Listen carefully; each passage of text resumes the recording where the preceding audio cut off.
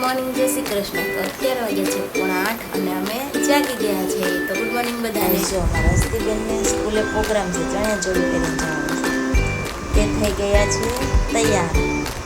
Good morning દીદી. ને અહીંયા મારા કપડાં ધોવાઈ ગયા છે. હાય ગાઈસ, તો હસ્તીબેનને લેવા સ્કૂલેથી.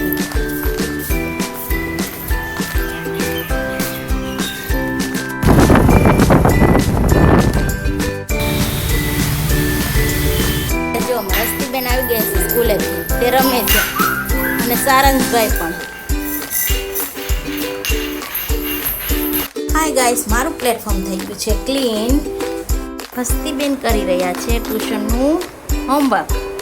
હાય ગાઈસ, બપોરની રસોઈ બની ગઈ છે. તો બપોરની રસોઈમાં છે દાળ, ભાત, મરચાં, ટમેટો સલાડ. તો ચાલો બધા જમવા. ગાઈસ, જો અમારા હસ્તીબેન જોઈ રહ્યા છે ટીવી અને સારંગભાઈ રમે છે. કયું મૂવી? Horror movie. જો હસ્તીબેન જોઈ રહ્યા છે હોરર મૂવી ગુંજિયા.